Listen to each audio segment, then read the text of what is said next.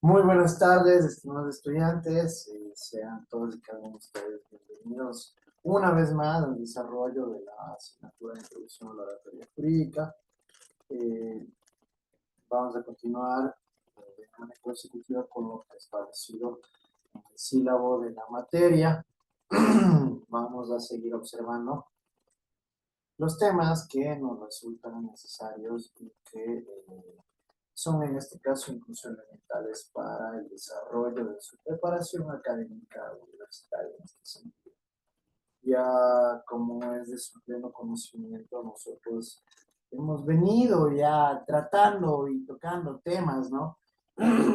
que llegan a resultar relevantes dentro de nuestra materia.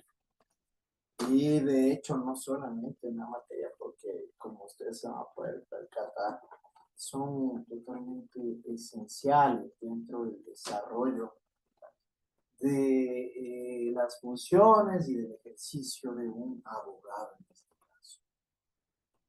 Por la misma razón de que, como ustedes se van a poder dar cuenta el día de hoy,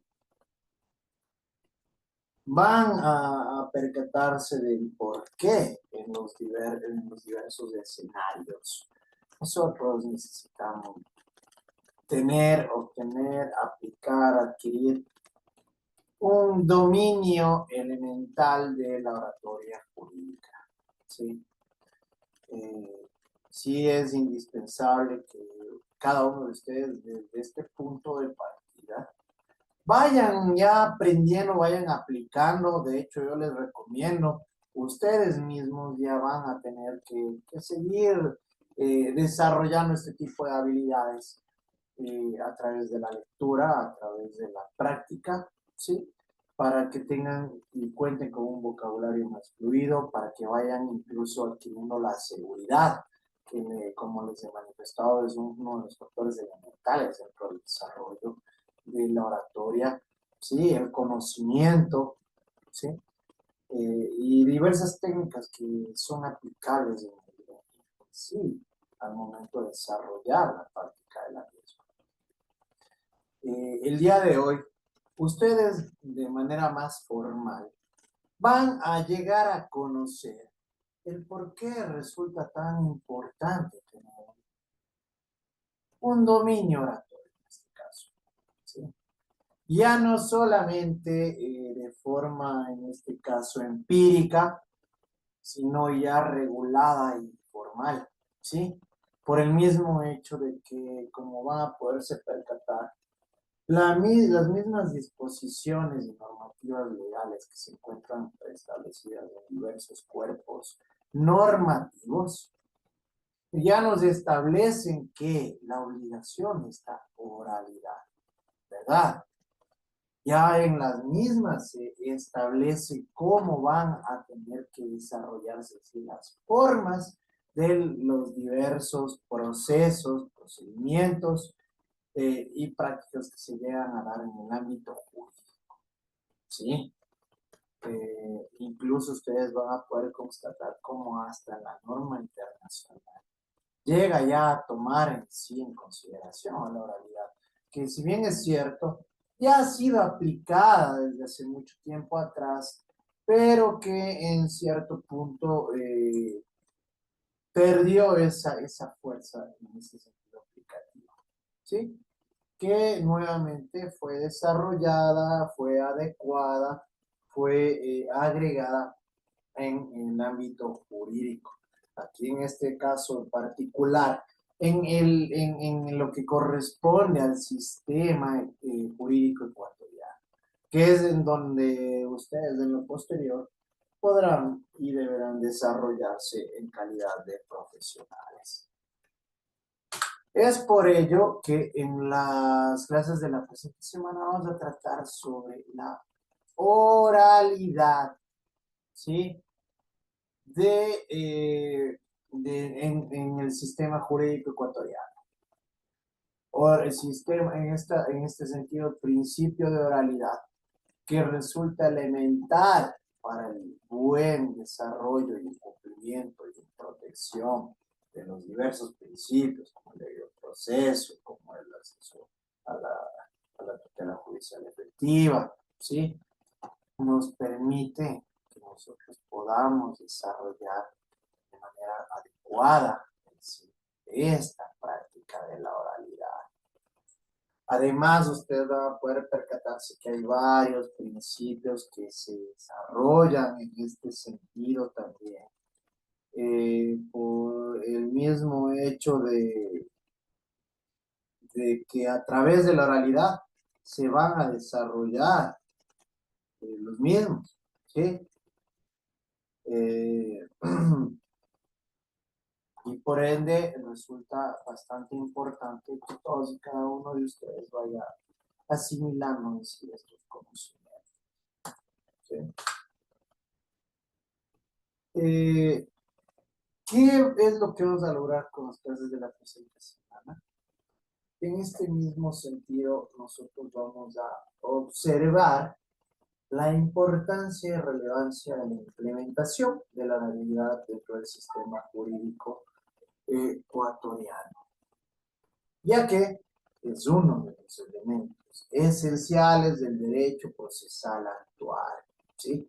Y con ello permitirá que los estudiantes tengan una mayor comprensión de la relevancia al momento de la utilización de la oratoria en forma práctica. Por el mismo hecho, nosotros partimos de la oralidad en el sistema jurídico ecuatoriano, ¿cierto? Que es un principio que debe desarrollarse de forma esencial dentro de los diversos actos procesales, ¿sí? Por eso mismo nos habla aquí incluso de derecho procesal. ¿Por qué? Porque en esta rama del derecho se establecen los correctos actuares, procederes, ¿sí? Actos procesales que deben llegar a desarrollarse dependiendo de las circunstancias y de la materia, ¿sí? Pero he aquí hay un factor elemental. Todos estos se van a desarrollar a través de la oralidad. Esta oralidad que obviamente cuenta con sustentos que resultan bastante obvios y que los vamos a ir analizando de forma, los vamos a seguir analizando de forma progresiva en el día de hoy, ¿no? Para que ustedes tengan un entendimiento más profundo acerca de ellos, ¿sí? En este caso, ustedes van a ser las personas que van a percatarse de la importancia de esta oralidad. Y por ende, sí, por congruencia, ¿verdad? Por racionalidad, obviamente van a requerir de la oratoria, ¿no es cierto? Que por ello mismo nosotros hemos venido observando todos estos temas que nos permiten a nosotros ir desarrollando diversas técnicas, diversas habilidades, diversos conocimientos, al momento de articular a través de la palabra oral, de la palabra hablada, argumentaciones, discursos, razonamientos persuasivos, como ya lo hemos venido viendo, ¿verdad? Y eso es algo que ustedes van a tener que ir aplicando en lo posterior. Como les he dicho, no solamente en este sentido de cuando ustedes ya obtengan un título que les permite ejercer esta noble profesión, sino en este preciso instante en el cual ustedes forman parte de la universidad, van a tener que dominar y aplicar este tipo de técnicas, ¿no? Introducción a la oralidad como principio constitucional. Las constituciones de Latinoamérica han ido incorporando algunas instituciones básicas del derecho procesal, como lo son el debido proceso, como aglutinador de todo lo que debe observarse en cualquier proceso. Es decir, y de hecho ustedes deben tomar en cuenta este principio del debido proceso, porque este principio se refiere, como aquí lo manifiesta, ¿no?, a todo lo que debe observarse, todo lo que debe desarrollarse, todo lo que debe hacerse, todo lo que debe cumplirse, lo que debe contener mantenerse dentro de un proceso jurídico. ¿Para qué? Para que no vulnere derechos. ¿Sí? A eso se refiere este principio. Y de igual manera, también, ¿no es cierto? En cualquier caso, así como la tutela judicial efectiva. ¿Sí? Es elemental también en este caso la tutela judicial efectiva, que va más allá de la consagración del acceso a la justicia. Se ha incorporado de manera taxativa a nivel constitucional como principio de la oralidad.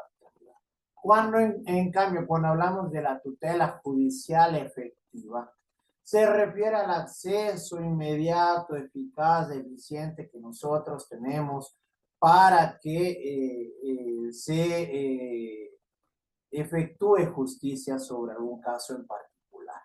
¿Sí? Esa es la tutela judicial efectiva, muchachos.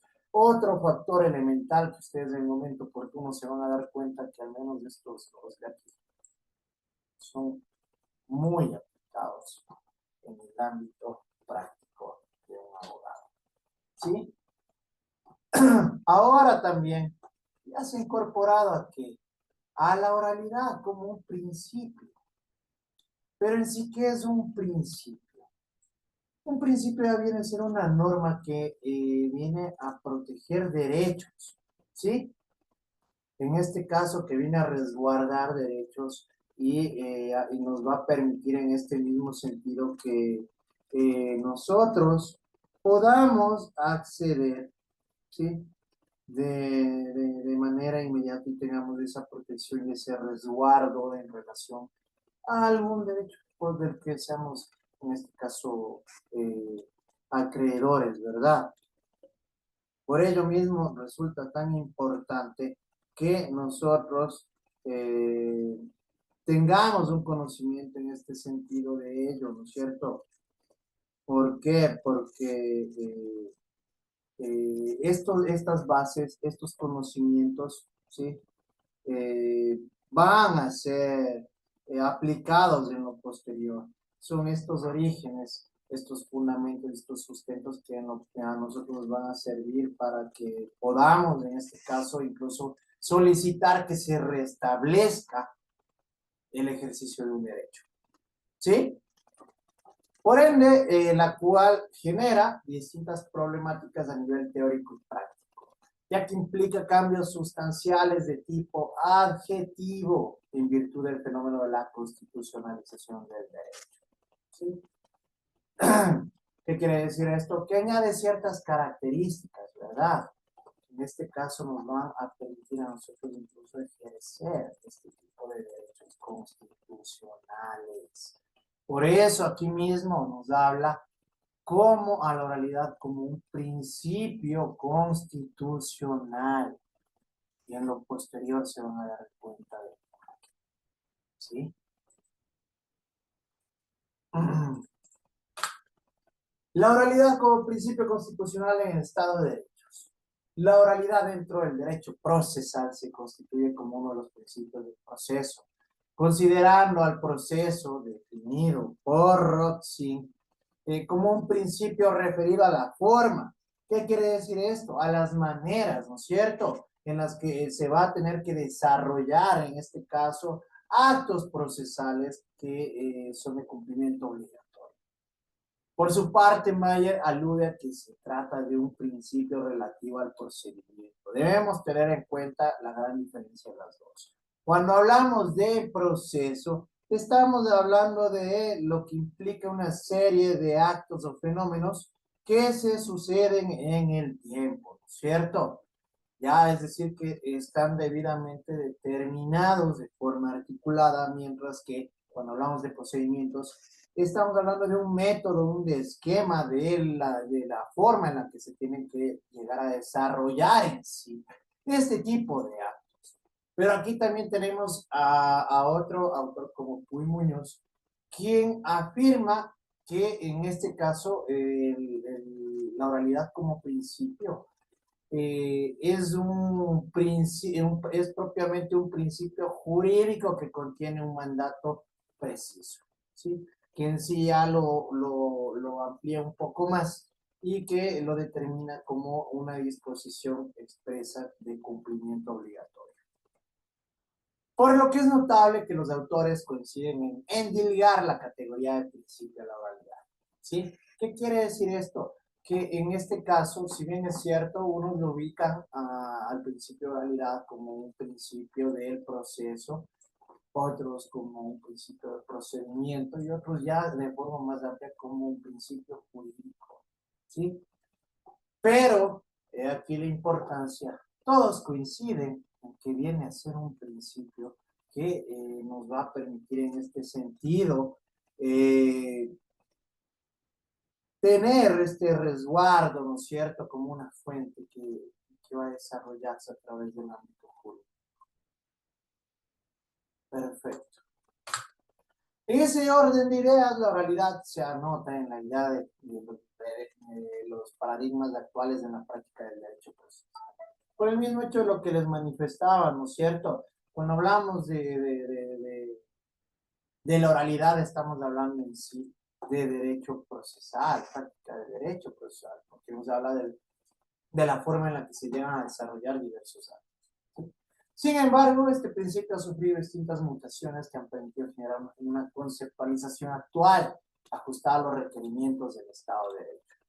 Lo define como un metaprincipio en virtud que se compone de algunos elementos los cuales pretendemos individualizar y que sirven de fundamento en los sistemas procesales. ¿Por qué? Porque al poner en práctica nosotros la oralidad, ustedes se van a dar cuenta que incluso se van a aplicar o se van a poner en práctica otro tipo de principios.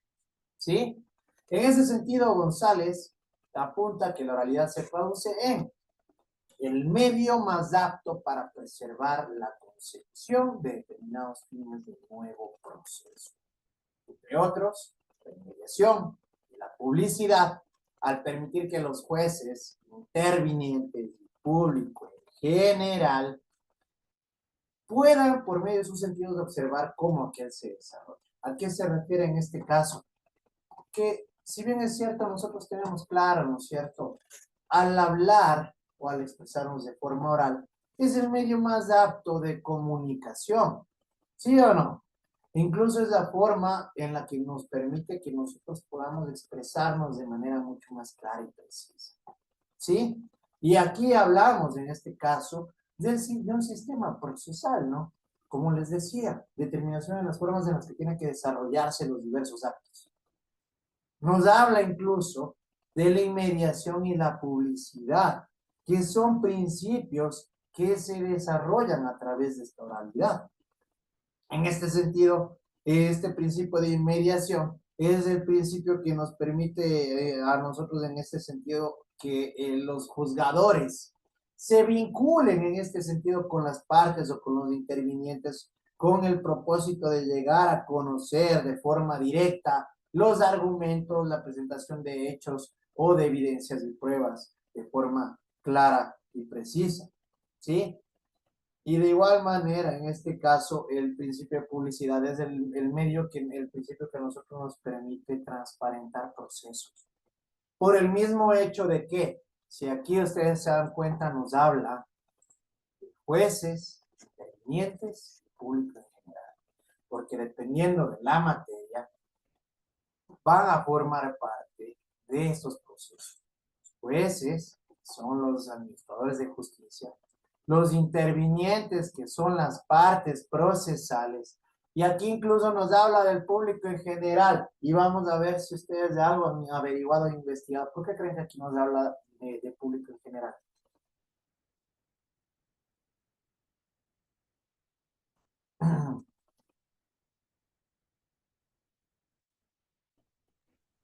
Porque, porque igual todas las personas, es decir, la ciudadanía debe estar informada también. No nos vamos por ahí.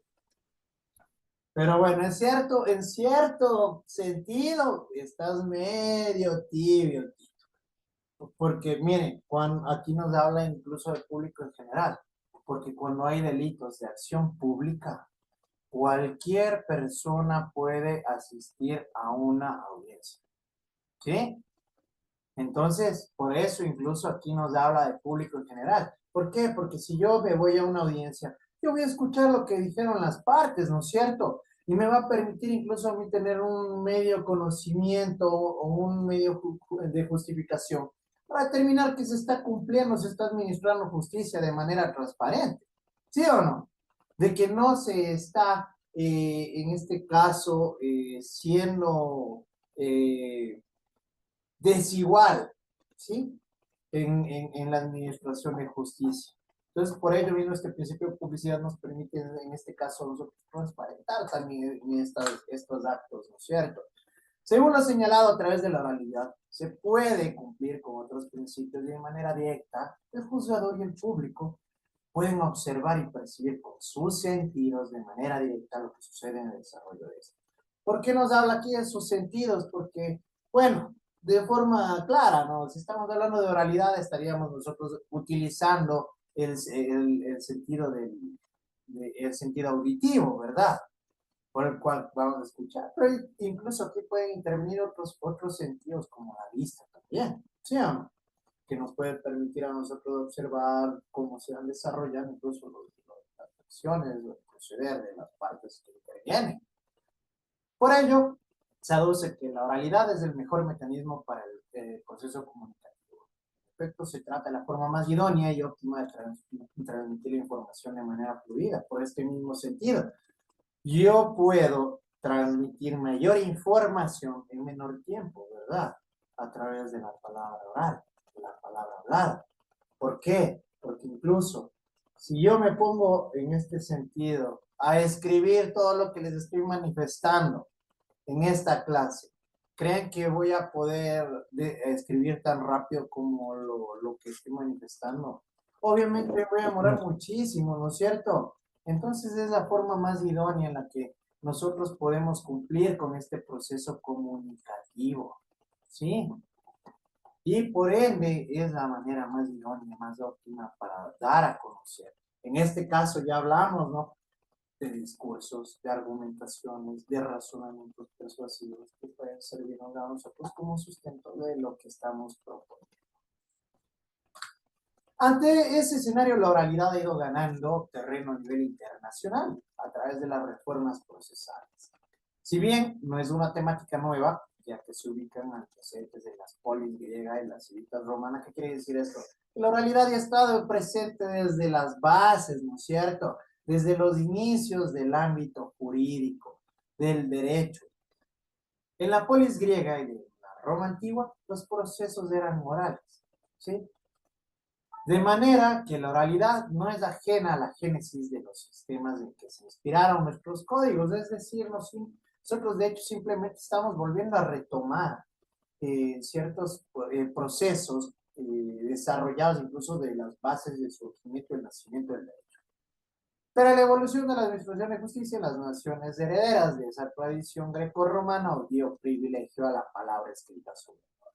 Por eso, como les digo, ha sido un desarrollo evolutivo, en este caso del ámbito jurídico, que ha permitido que nosotros, en este caso y en este sentido, lleguemos a optar por este medio de oralidad dentro del desarrollo del ámbito jurídico ecuatoriano. En función de ello, se puede inferir que no se trata de un fenómeno nuevo, ya que la oralidad ha sido considerada no solo en dichas civilizaciones, sino posteriormente en la Edad Media, ¿sí? Hasta arribar a la actualidad, en la que se viene manejando un fenómeno de expansión de la oralidad en los procesos, principalmente a nivel de derecho penal. Pero ahora, como ustedes se van a dar cuenta, ya es mucho más amplio y no simplemente por costumbre o por tradición o por protocolos, sino porque se encuentra debidamente determinado de forma expresa en nuestro cuerpo legal supremo, como lo es la Constitución. Pero como primer punto de partida, miren, así podemos citar el primer término, lo señalado en el artículo 8.1 de la Convención Americana de Derechos Humanos. ¿Por qué creen que esta disposición nos rige a nosotros?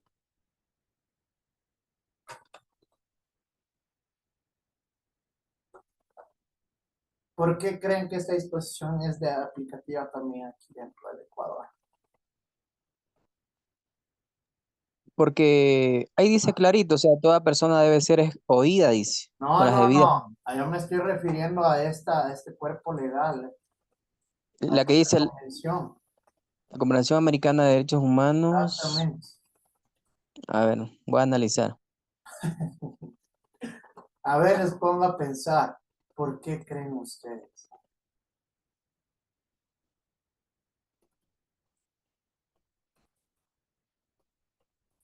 Ay, sí, pero toditos se pusieron a buscar en Google, no. Dice María, qué concentración, Ana María. Toditos se pusieron a buscar. No todos, yo no. ¿Saben por qué? Por el mismo hecho de que Ecuador es un país parte de esta convención americana que suscribieron, ¿sí? Por ende, rige y es aplicable dentro de la circunscripción territorial del Ecuador, ¿sí? Entonces, eso debemos tener en cuenta. Y miren, aquí nos manifiesta, ¿no?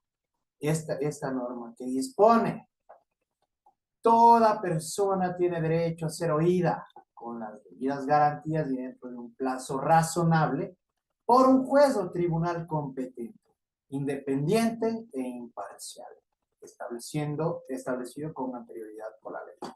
Entonces, miren, aquí ya nos dice en su primera parte, ¿no? Toda persona tiene derecho a ser oída. Ya nos está, ya nos está hablando de la oralidad en este sentido, ¿sí se dan cuenta? ¿Ya? Obviamente con las debidas garantías, ¿a través de qué? De los principios, ¿no es cierto? ¿Sí? Y dentro de un plazo razonable. ¿Qué quiere decir esto? Además, nosotros debemos tener los medios más eficientes y eficaces para qué? Para que sean resuelta cualquier tipo de controversia que nos acoja. Por un juez o tribunal competente, es decir, las personas que tengan en este caso la potestad, ¿sí? De resolver en este sentido alguna causa, ¿sí? Y debe ser un juez que tenga esta competencia a través de la jurisdicción, ¿sí? Independiente e imparcial, obviamente, en este sentido, últimamente nosotros ya hemos visto que no era tan independiente, tan imparcial, por ciertos casos que se están investigando, ¿no?